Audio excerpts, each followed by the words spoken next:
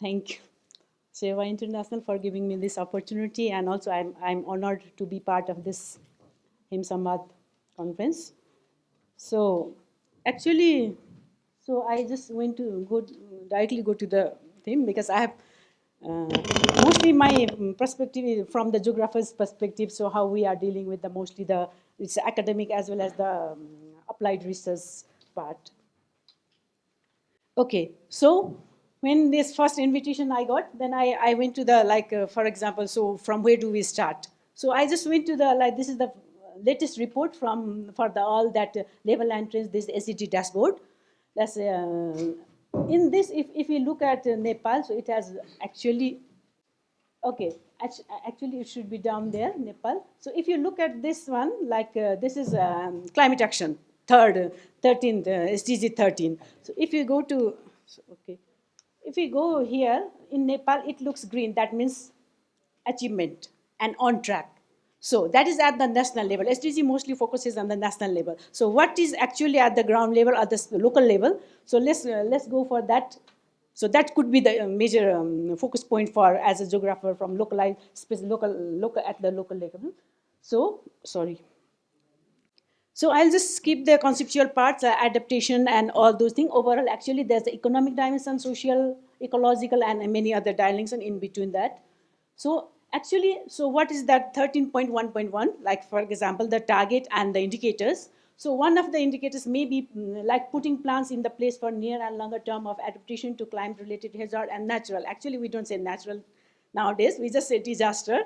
So like these are some of the like we do like practice like either it is academic research or applied research or policy research. So what we do usually these are mostly followed like steps or standard steps. Like we do the hazard inventory, risk assessment, then identification and risk vulnerable area and population, and then we identify the area and intervention, mostly focusing on the disaster risk reduction, and then implementation. We have implementation strategy, then we implement. So actually, so what is so these are some of the methods. So how do we it? Okay, let's go.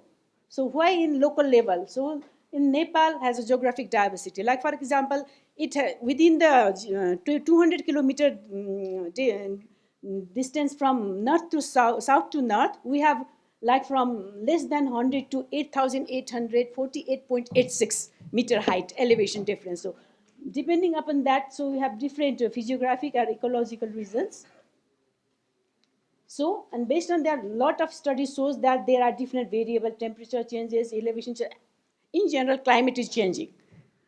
Okay, based on that, so like I have three different case studies here. Maybe I may not be able to continue all this, maybe, but from the different parts of the country. Like for example, the eastern part, far western part, and the central part. So from the case one is Sindhuli Middle Mountain. So this is conducted is the 2016-17. So exploring vulnerability and the risk perception. So how do people perceive the disaster or the disaster risk or hazard? So this is usually, I'll not go for that. Actually, natural hazard are spatial phenomena. So it's location specific. Usually hazard are location specific.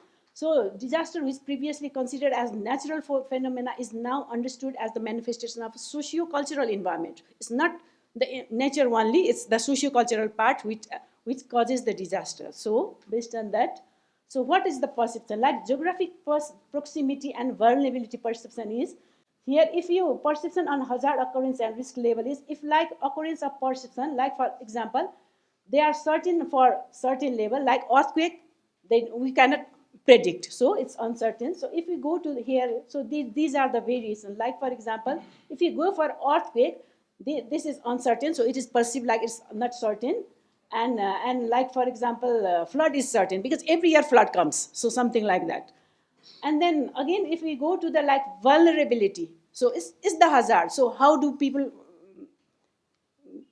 experience the vulnerability? That means high mood, like for a social, most of the people says that physical vulnerability is very high, social, there are very few social vulnerability. So people think that physical vulnerability is major issue here.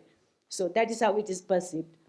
Okay, so that is first. Second one is, so this is the middle mountain region. So we are going from higher, little higher elevation. So there's risk sensitive. So what is the plan? So there's risk sensitive land use planning is ongoing in different parts of Nepal in this current project. Government priority area, national priority area. So it's we conducted in the 2019-20.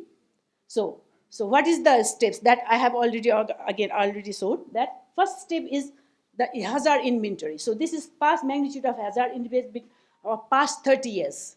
So where are the hazards? What type of hazard?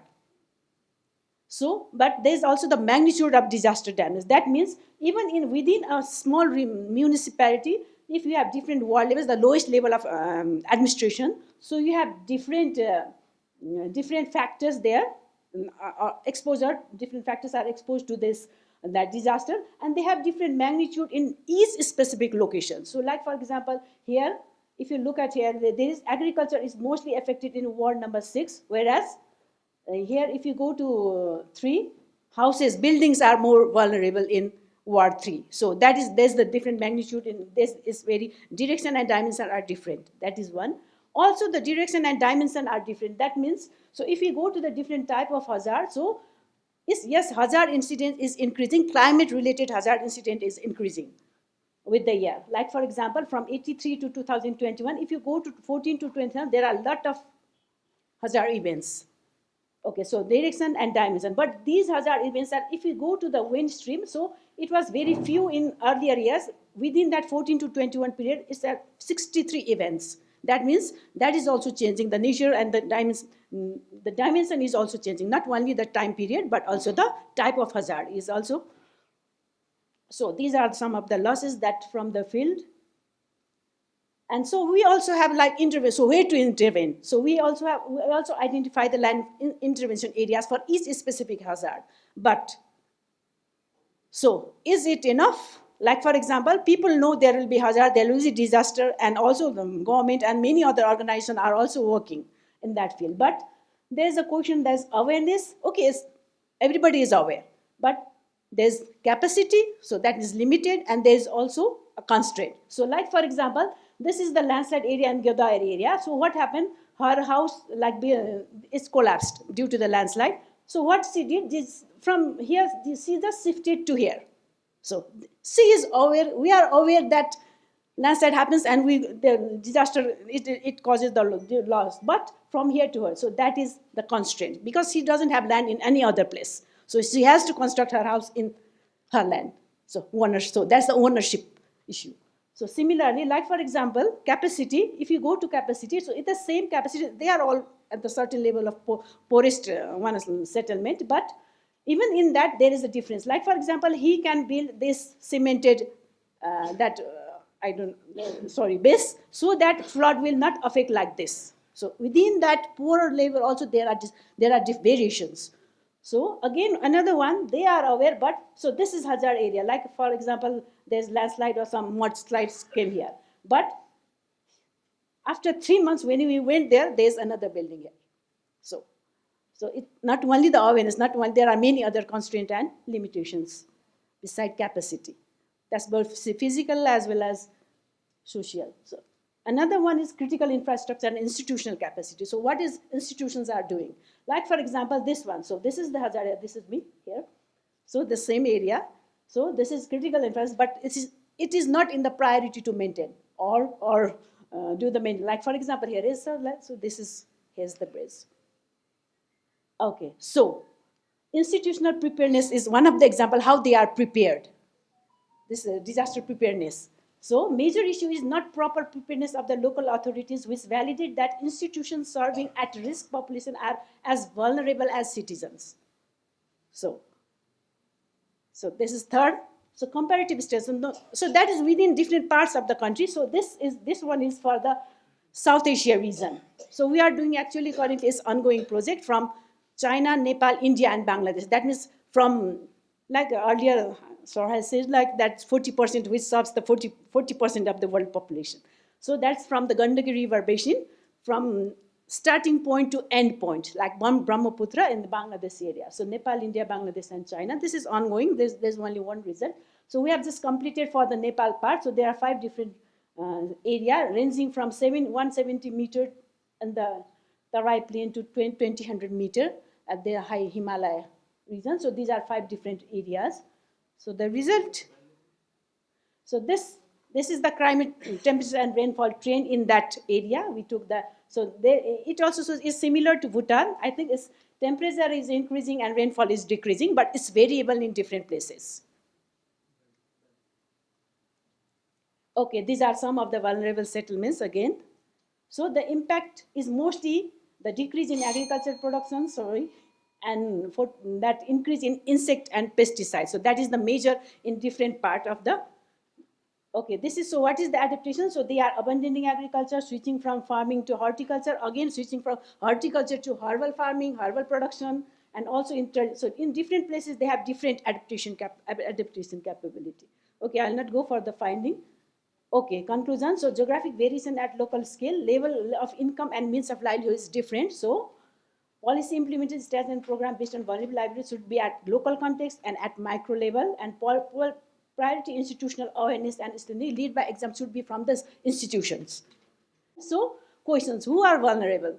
Like for example, if you go to, these are very big cement concrete buildings, but this is damaged, this is not. So who are vulnerable? If it is poor, then what about this? Okay, so here also, like for example, community with direct exposure think that those disaster doesn't have much effect, but people who live outside that disaster exposure area, they think that there's more will be damaged. So who are vulnerable? Another one is, so from where to start? So like for example, if something happens here, it may affect here. So I have some of the examples. Like for example, there's a glacier lake outburst, and there's another flood in 2000, and there is a landslide upstream. Downstream is the flooding and all these damages. Another one, this is the most recent one. There's glacier lake outburst in the Himalayas, and there's all the Milamsi, that area is flooded and all lot of damages. So that's why we have upstream, downstream linkages should be there. And so how to make people understand? Because you see the awareness, capacity, and the constraint. So, but what we can say is that answer is the role of community during the disaster. So what we find is that it relates to the 13.1.1 SDG, that indicator. So it says that death and injured from the natural disaster, actually disaster, not natural only. So during the earthquake disaster, what is most prominent is so who are rescued, searched and rescued. So what was the situation there? So the community rescued 6,988 dead and 17,000 rescued. But by the national, only 2,000, and by international, only 135. So what is the cost of that international rescue, search and rescue team and the local community? So that could be the answer. That is what we can say. Sorry, I took a little bit longer time. Thank you for your attention.